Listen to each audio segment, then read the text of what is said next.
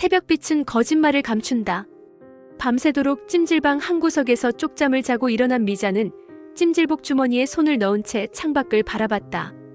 세상은 여전히 움직이고 있었고 사람들은 여전히 갈 곳이 있었다. 하지만 그녀는 갈 곳도 없고 갈 사람도 없었다. 혼잣말처럼 읊조린다. 왜 내가 이 지경이 된 거지? 미자는 여전히 자존심을 버리지 못했다. 이 나이에 누구 집에 얹혀 사는 것도 손 벌리는 것도 싫었다. 하지만 그렇다고 해서 대안이 있는 것도 아니었다. 마음은 머물기를 거부하고 몸은 쉴 곳을 잃었다. 그 시각 대식은 새로 이사한 무철의 옛집에서 창밖을 바라보다 무거운 한숨을 내쉰다. 밤새 잠을 설쳤다. 무철에게 미안하고 미자에게도 걸린다. 그녀가 강남 아파트로 떠날 거라 믿고 있었고 그래서 비워둔 자신들의 옛집도 다음 세입자에게 이미 넘긴 상태였다. 하지만 정작 미자는 갈 곳이 없었다. 해숙이 방에서 나와 무심히 묻는다. 미자야, 연락 왔어? 대식은 말없이 고개를 젓는다. 이참에 그냥 우리 집에 들어와 살라고 해. 아예 빈 방 하나 주고. 그 사람 혼자 어딜 가겠어. 그렇게 쉽게 말하지 마. 당신이야 마음 편하게 던지지만 그 사람은 그런 말에 자존심 상할 수도 있잖아. 해숙은 입을 다문다. 대식은 다시 핸드폰을 집어든다. 미자씨, 갈 곳 없으면 우리 옛집 들어가요. 그 집 아직 키 안 넘겼어요. 나중에 정리해도 되니까. 메시지를 보낸 그는 핸드폰을 내려놓고 창밖을 응시한다. 기다림은 늘 조용하고 길다. 그리고 대답은 그보다 훨씬 늦게 온다. 한편 규태는 오전부터 출근도 하지 않고 DNA 검사 결과를 확인하러 나섰다. 결과는 이미 어젯밤 무철에게 전했지만 문서로 직접 확인하고 싶은 마음이 컸다. 아무리 무철의 말투가 익숙하고 표정이 비슷해도 그가 진짜라는 확신이 서기 전까지는 마음 놓을 수 없었다. 진단센터의 직원이 조용히 결과지를 건넨다.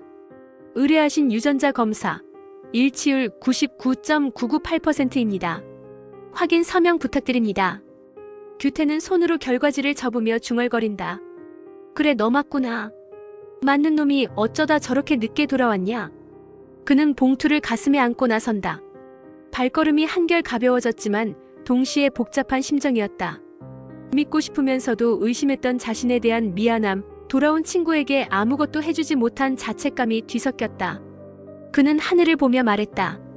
무철아, 나중에 술 한잔 하자. 사람이란 게 너무 오래 떨어져 있으면 다시 친해지는데도 시간이 걸리더라.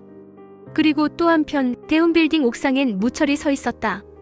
가벼운 셔츠 차림에 팔짱을 낀 채 아래를 내려다보던 그는 문득 엘리베이터 안거울에 비친 자신의 얼굴을 본다. 참 별꼴이다. 그는 스스로에게 웃는다. 한때 건물주 소리 듣던 남자가 지금은 아무 권한도 없는 옥상에서 서성이고 있었다. 사람은 얼마나 더 떨어져야 바닥인지 알게 될까? 그의 핸드폰에 진동이 울린다. 보낸 이는 김미자. 생각해봤는데 그 집 잠깐이라도 머물 수 있을까요? 그 문장 하나에 무철의 눈이 커진다.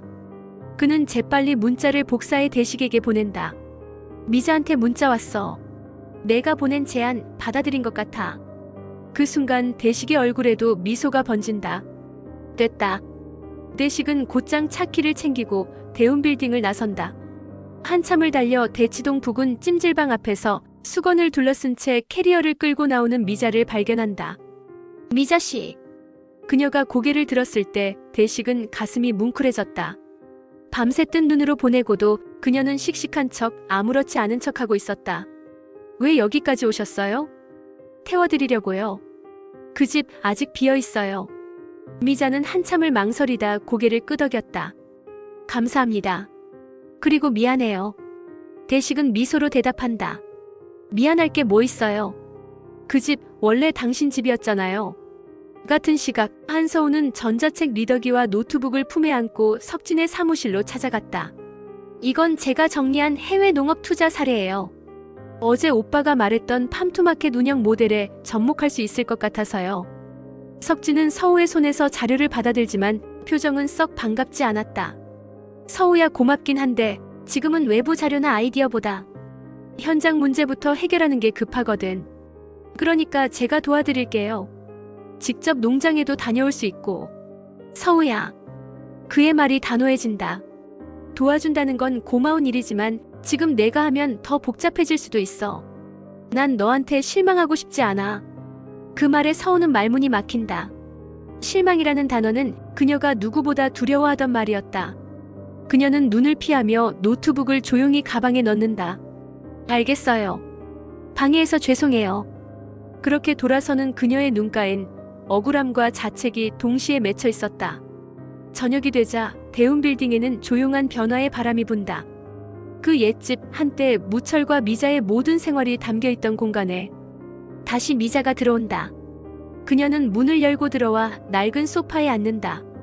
창문을 열자 낯선 바람 대신 익숙한 냄새가 들어온다. 이 집이 아직 날 기억하네.